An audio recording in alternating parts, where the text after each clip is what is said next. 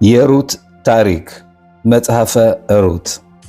ሩት ወደ እስራኤል ሕዝብና ወደ ቅድስት ኦሪት ያደረገችው መንገድ በራስን መስጠትና በመልካም ባህሪያት ልከኝነት፣ ትህትናና በቸርነት የታጀበ ነበር። በመጨረሻም የዘመኑ ታላቅ የሆነውን ቦዓዝን ለማግባት በቃች።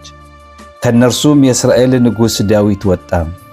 ለምንድነው በሐግ ሐሻቭኦት ወይንም በሳምንታት በዓል የሩት መጽሐፍ የሚነበበው? አንደኛም ንጉሥ ዳዊት በዚህ በሐግ ሐሻቭኦት በዓል ተወልዶ በሐግ ሐሻቭኦት ሞቷል። ስለዚህ የዘር ሐረጉ የሚነገርበትን መጽሐፍ ያነባሉ።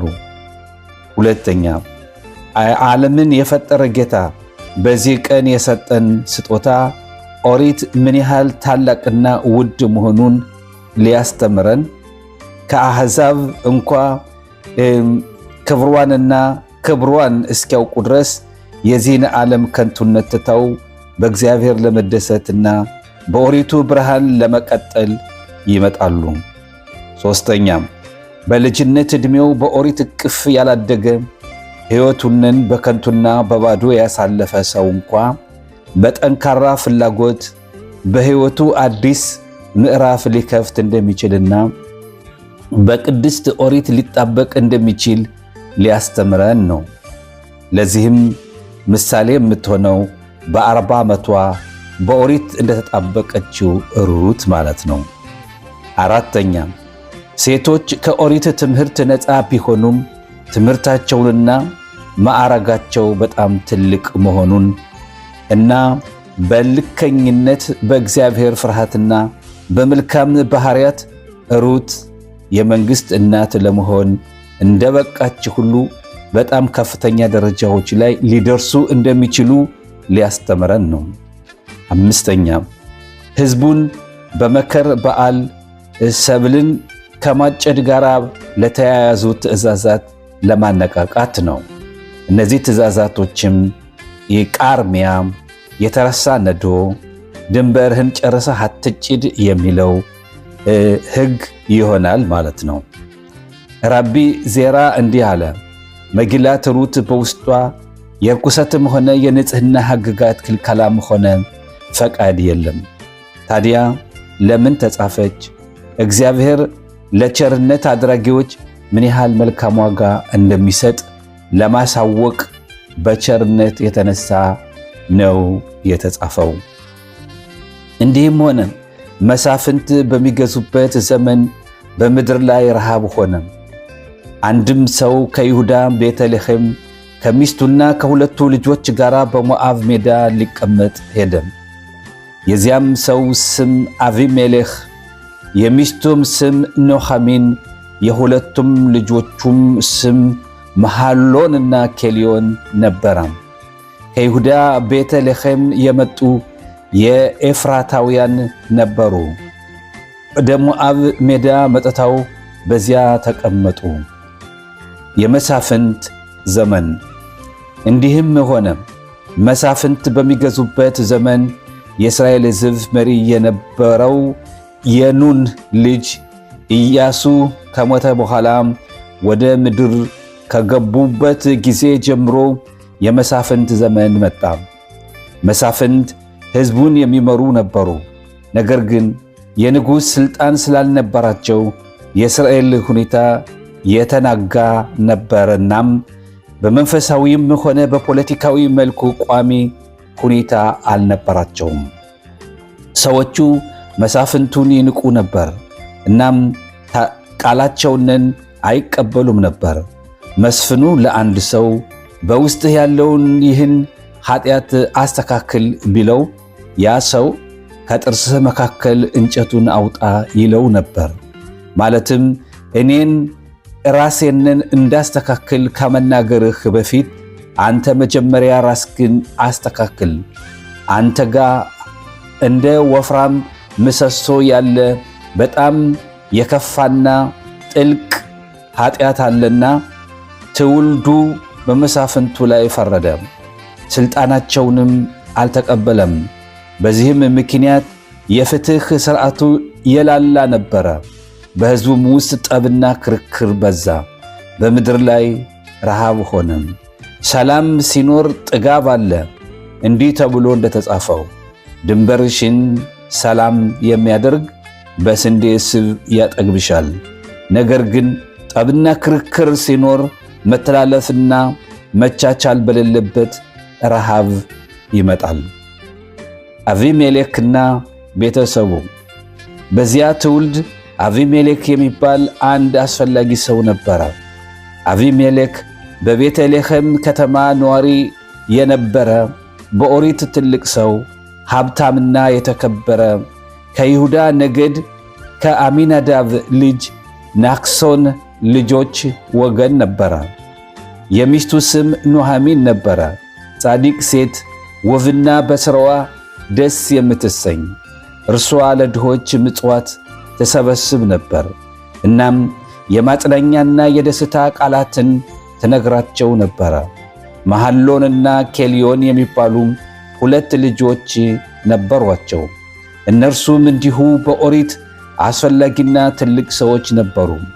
ለምን ስሙ አቢሜሌክ ተባለ? መንግሥት ወደ እኔ ይመጣል ይል ስለነበር ነው። ምክንያቱም ከይሁዳ ነገድና ከነገዱ አለቃ ከአሚናዳብ ልጅ ናክሶን ቤተሰብ ስለነበረ መንግሥት ከእርሱና ከዘሩ እንደሚወጣ ያስብ ነበር። ነገር ግን በእስራኤል አስቸጋሪ ሁኔታ ውስጥ ስላልተጨነቀ ለዚህ አልበቃም። እርሱ የመንግሥት ዋናው ነገር ለሕዝቡ ባለው የምጽዋትና የምህረት ባህሪ ላይ የተመሰረተ መሆኑን አላወቀም ነበር። በንጉሥ ዳዊት እንደተመለከትነው በእርሱ እንዲህ ተብሏል። ባሪያውን ዳዊትን መረጠው፣ ከበጎችም ግርግም ወሰደው። ሕዝቡንን ያዕቆብን ርስቱንን እስራኤልን ይጠብቅ ዘንድ ለጠቦቶቹ በአግባቡ መለማመድን ስላወቀ ለንግሥና በቃ። ቸርነትንና ምሕረትንም አደረገ። በተለይም ለእስራኤል ሕዝብ ምሕረትን አደረገ። የኑሃሚን ባል አቢሜሌክ ሞተ። እርሷና 2 ልጆቿ ቀሩ። እነርሱም ከሞዓባውያን ሴቶች ሚስቶችን አገቡ። የአንዲቱም ስም አርፋ የሁለተኛይቱም ስም ሩት ነበረ። በዚያም 10 ዓመት ያህል ተቀመጡ። አጋዥ ወደ ተኩላ ሄደ። በተለመዱ ቀናት ሁል ጊዜ ክርክርና ጠብ ነበረ። የራብ ዓመታት በመጡ ጊዜ አቢሜሌክ እንዲህ አለ፣ ትውልዱ መሳፍንቱን የሚፈርድ ከሆነ ታዲያ አሁን በረሃብና በመከራ ቀናት ምን ይሆናል? በእርግጥም ምድሪቱ በግፍ በዘራፊዎችና በሌቦች ትሞላለች። ምን ታደርጋለህና ምን ትሰራለህ? የሚችለው ሁሉ ማን ነው? ምን ታደርጋለህ እና ምን ትሰራለህ የሚላቸው ማን ነው? አቢሜሌክም በልቡ እንዲህ አሰበ፣ አሁን እስራኤል ሁሉ ምጽዋት ሊለምኑኝ ወደ እኔ መምጣት ይጀምራሉ። ምድሪቱንን ብተውና ከዚህ ሁሉ ብሸሽ ይሻላል።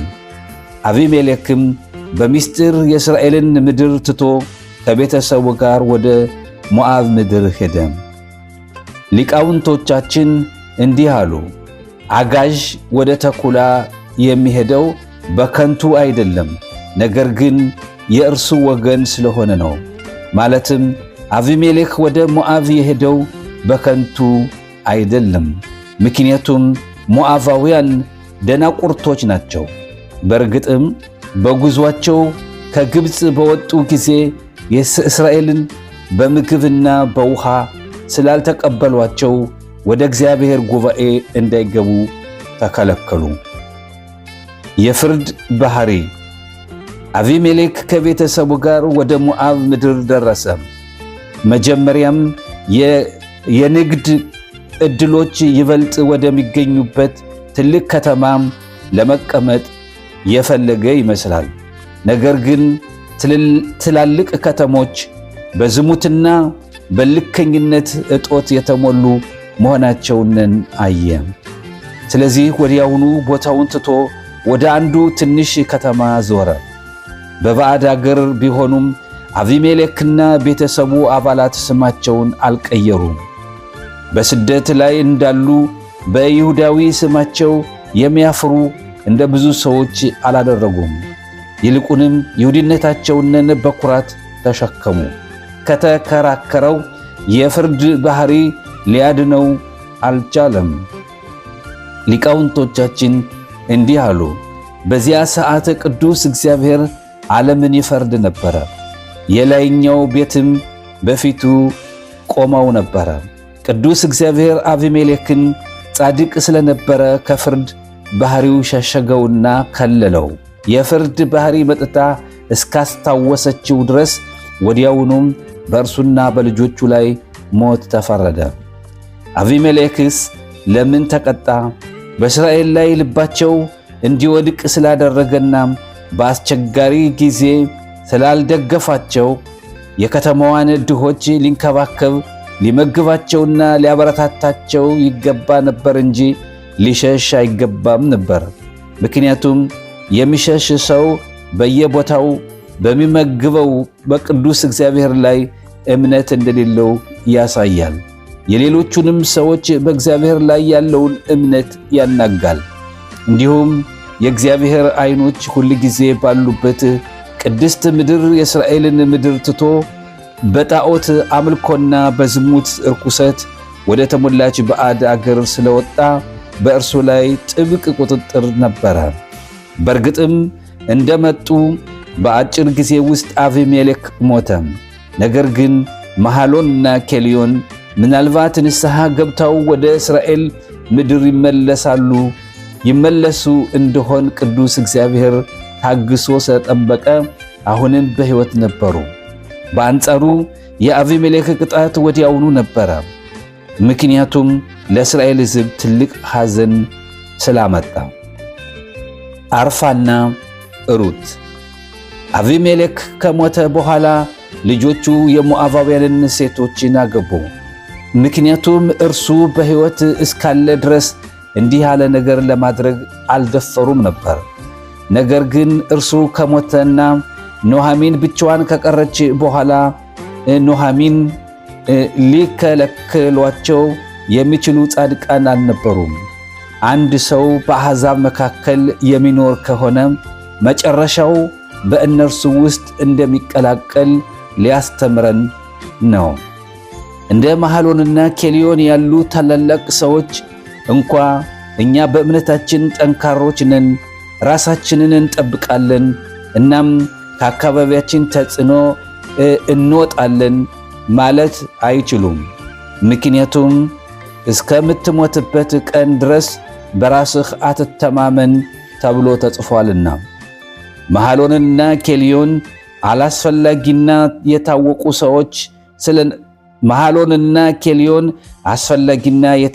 ሰዎች ስለነበሩ አስፈላጊና የባህሪ ባለቤት የሆኑ ልጃገረዶችን አገቡ። የሞዓብ ንጉሥ የኤግሎን ልጆችን መሐሎን ሩትን አገባ። ዋና ስሟ ጋሊት ነበር። ኬልዮንም አርፋን አገባ። አሕዛብ ቢሆኑም ሩትና አርፋ የመልካም ባህሪያት ባለቤት ነበሩ። ምንም እንኳ ገና ባይለወጡም በትዳራቸው ዘመን ሁሉ የአይሁድ ሥርዓትን ተምረዋል። መሐሎንና ኬልዮን ሁለቱ ደግሞ ሞቱ። ሴቲቱም ከሁለቱ ልጆቿና ከባሏ ቀረች። እግዚአብሔር ሕዝቡን እንደጎበኘ እንጀራንም እንደሰጣቸው በሞዓብ ሜዳ ሳለች ሰምታ ነበርና ከሁለቱ ምራቶቿ ጋር ከሞዓብ ሜዳ ትመለስ ዘንድ ተነሳች።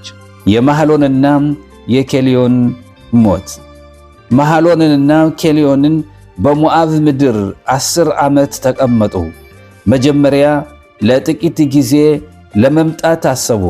ነገር ግን ምድሪቱን እንደሚተው ሰዎች ልማድ ጊዜው ተራዘመ እና 10 ዓመት ሆነ።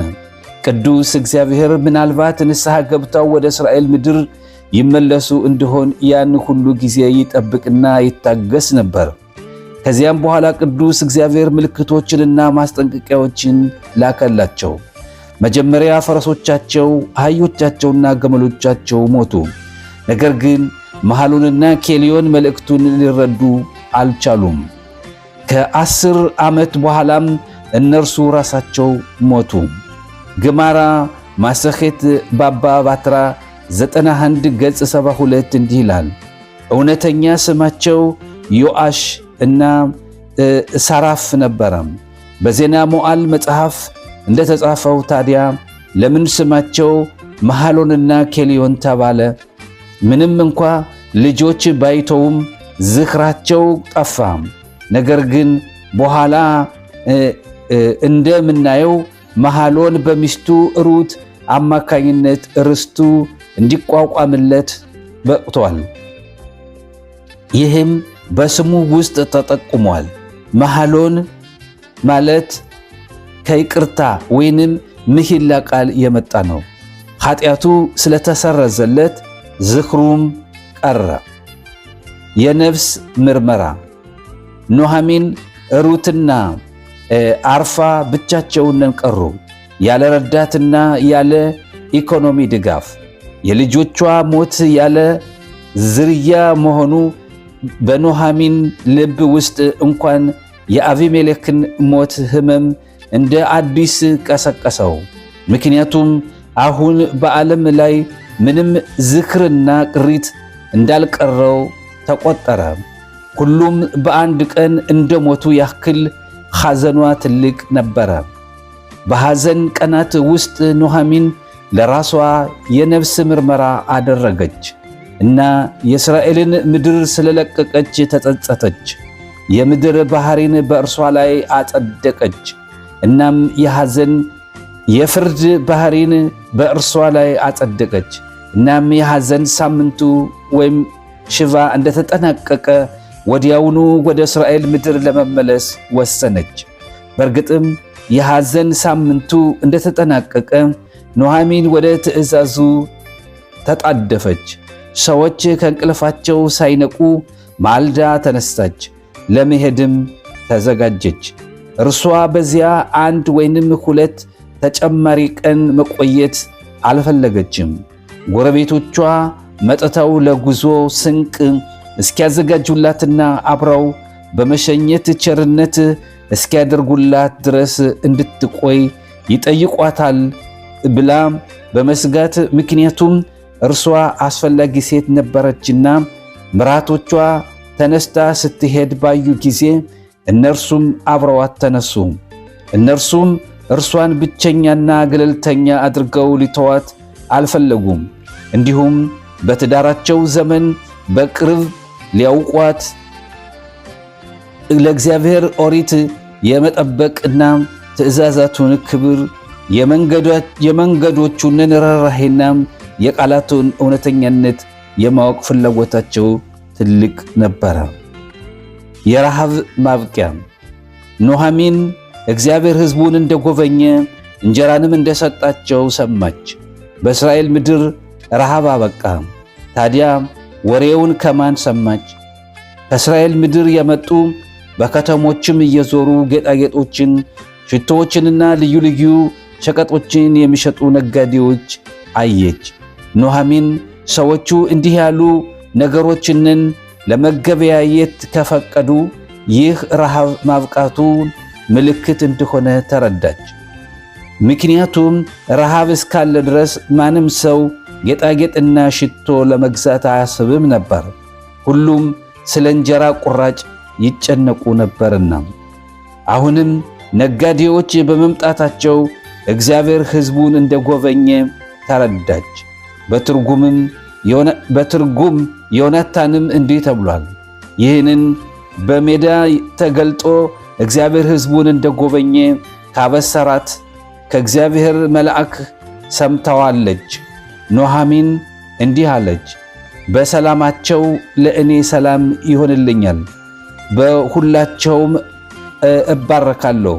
እግዚአብሔር በሰላምና በእረፍት ወደ ትውልድ ሀገሯ እንድትመጣ እንደሚረዳት ልቧ የታመነ ነበረ። ስለዚህ ለጉዞ ስንቅ እስኪዘጋጅላት አልጠበቀችም። ወደ መንገድ መውጣት።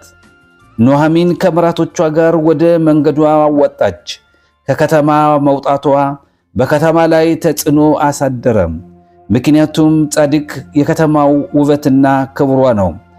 እርሱ የሚቀመጡትን መንገዶቻቸውንና ሥራቸውን እንዲያስተካክሉ ያደርጓቸዋል። በሚመጣው ዓለም በመለኮታዊ ብርሃን እንዲደሰቱ ያደርጋሉ። በጻድቁ ምክንያት ቦታው ቁሳዊ ውዳሴንን የምድሪቱንና የሰብሉን በረከት ያገኛል። በእርግጥም ኑኃሚን በከተማው በነበረችበት ጊዜ ሁሉ ከዝሙትና ከብልግና እንዲርቁ በእነርሱ ላይም ተጽዕኖ ታደርግ ነበረ። አሁን በሄደች ጊዜ ወደ ጥፋታቸውና ወደ ተበላሸ ሥራቸው ተመለሱ። ኑኃሚንና ምራቶቿ ምንም ሳይኖራቸው በመንገድ ሄዱ። ለእግራቸውም እንኳ ጫማ አልነበራቸውም። በባዶ እግራቸው ሄዱ። ወደ እስራኤል ምድር ለመድረስ ፍላጎታቸው ከፍተኛ ስለነበረ ለአፍታ እንኳ ሳያርፉ ሄዱ። ምንም እንኳ የአንድ ሰው ባህሪ ከወደቀና ከወረደ በኋላ ወደ ትውልድ ከተማው ለመመለስ ቢሆንም ኑኃሚን ይህንን የእስራኤልን ክብር ስለለቀቀች እንደ ማስተሰረያ ተመለከተችው።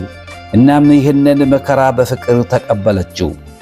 እርሷና ምራቶቿም አብረዋቸው የሄዱ ተጓዥ እስኪያገኙ ድረስ አልጠበቁም። ይልቁንም ወደ ይሁዳ ምድር ለመመለስ ካላቸው ፍላጎት የተነሳ በመንገድ ብቻቸውን ሄዱ።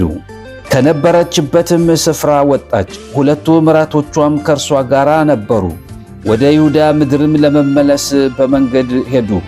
ኑኃሚንም ለሁለቱ ምራቶቿ ሂዱ፣ እያንዳንዳችሁ ወደ እናታችሁ ቤት ተመለሱ፣ ከሙታንና ከእኔ ጋር እንደ አደረጋችሁ እግዚአብሔር ቸርነት ያድርግላችሁ። እግዚአብሔር እያንዳንዳችሁ በባላችሁ ቤት ዕረፍት ይስጣችሁ አለች። እግዚአብሔር እያንዳንዳችሁ በባላችሁ ቤት ዕረፍት ይስጣችሁ አለች። ሳመቻቸው። እነርሱም ድምፃቸውን አንስተው አለቀሱ። የመንገድ መጋጠሚያ። ኑኃሚንና ምራቶቿ ወደ ይሁዳ ምድር ወደሚወስደው የመንገድ መጋጠሚያ እስኪ ደርሱ ድረስ እንዲህ ሄዱ።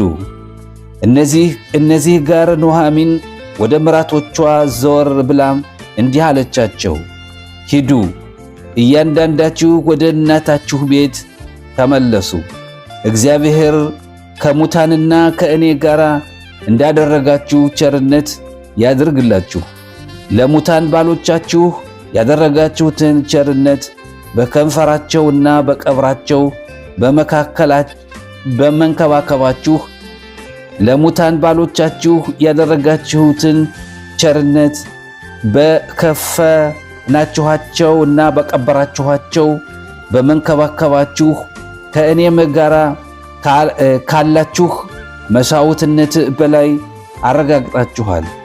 ከእኔም ጋር ቸርነት አደርጋችሁ እኔን ለመሸኘት ስለደከማችሁ እና በሐዘኔ ስለተሳተፋችሁ ስለዚህ ለክብር በምትቀበሉት የገንዘብ መጠን ለውጥ ምንም የለኝምና እግዚአብሔር ዋጋችሁን ይክፈላችሁ ብዬ ከመመረቅ በቀር ሌላ ምንም አልቀረኝም።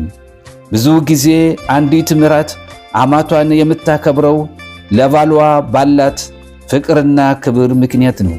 ነገር ግን እናንተ ባሎቻችሁ ሞት በኋላም እንኳ እኔንን በመንከባከባችሁና ቸርነት በማድረጋችሁ ቸርነታችሁ የእውነት ቸርነት መሆኑን አረጋግጣችኋል። የእግዚአብሔርም ቸርነት ፍጹም ቸርነት ነው። እንደ ሰው ቸርነት ስጦታው ትንሽና ውርደቱ ብዙ የሆነ አይደለም። ነገር ግን እግዚአብሔር በሙሉና ከሰፊው እጁ ይስጣችሁ። አሁንም ልጆቼ ወደ መንገዳችሁ ሂዱ፣ እንደገና ተጋቡና ሕይወታችሁን አዲስ ጀምሩ። ከእኔ ጋር መሄድና የወደፊት ሕይወታችሁን ማጥፋት ለእናንተ ያሳዝናል። ከአንቺ ጋር ወደ ሕዝብሽ እንመለሳለን። ሩትና አርፋ ቃሏንን ሰምተው በለቅሶ ተረገዱ። አርፋ ያለቀሰችው በዋናነት ከአማቷ ጋር በመለየቷ ነው። በእነርሱ መካከል ባለው የጠበቀና ሞቅ ያለ ግንኙነት ምክንያት መለያየቱ ስለከበዳትኝ ነው። ሩት ግን ያለቀሰችው በእውነት በእግዚአብሔር ለመጣበቅ ስለፈለገች ነው። በሙሉ ልቧ በእርሷና በኦሪቱ ለመጠበቅ።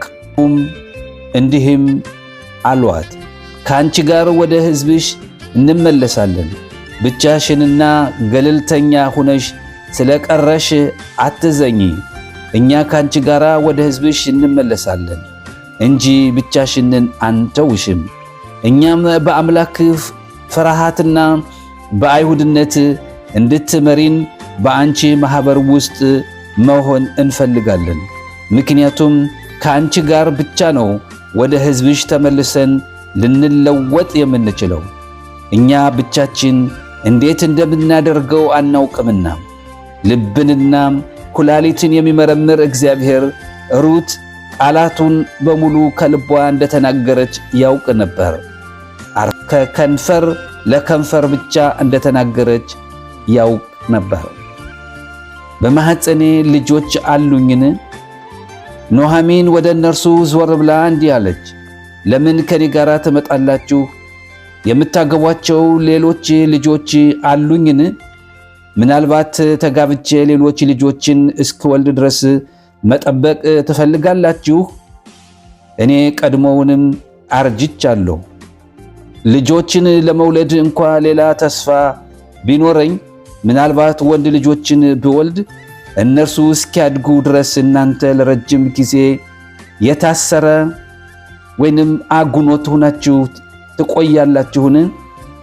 በጊዜው ማለቂያ ላይ ልጆቹ ካደጉ በኋላ ምናልባት እናንተ ሞዓባውያን ሴቶች በመሆናችሁ ሊያገቧችሁ አይፈልጉ ይሆናል። በሕግ ለእናንተ የተፈቀዱ ቢሆኑም በዚህ ሁሉ ላይ መታመን አይቻልም። ደግሞም ከመሐሎንና ከኬልዮን ጋር 10 ዓመት ቆይታችሁ ስላልወለዳችሁ መካን ናችሁ ይሉ ይሆናል። ምናልባትም በዕድሜ ትልቅ በመሆናችሁ ሊያገቧችሁ አይፈልጉ ይሆናል። ምናልባትም ለሞቱት ባሎቻችን እና ለአማታችን ክብር ስንል ሌላ ሰው አናገባም ትሉ ይሆናል። እንዲህ ካደረጋችሁ እናንተ ተጸጸታችሁ ሕይወታችሁንን ከምታማረሩ ይልቅ በእኔ ምክንያት ምን ያህል እንደምትሰቃዩ ሳየው ለእኔ የበለጠ ሐዘንና ሕመም ይሆንብኛል። እናም ምንም ጥቅም አይኖረኝም። ልጆቼ መንገዶቻችሁ ሂዱ፣ ምክንያቱም ከእኔ ጋር ይበቃችኋል። ሕይወታችሁም በእኔ ዘንድ መሯል። የእኔ ኃጢአቶች የልጆቼን ሞት እንዳመጡ አውቃለሁኝ። እናንተ ግን ጥፋተኞች አይደላችሁም። ኑኃሚን ምራቶቼ ሳይሆን ልጆቼ ብላ ጠራቻቸው። በልጆቿ ላይ እንደምታዝን እናት እንደምታዝንላቸውና የታሰረ ሆናችሁ እንድትቀሩ እንደማትፈልግ ለመጠቆም ነው። ባሏ ከሞተ በኋላ ሌላ ሰው በምታገባ ምራቷ ላይ በልቧ እንደምትቀየም አማት አይደለም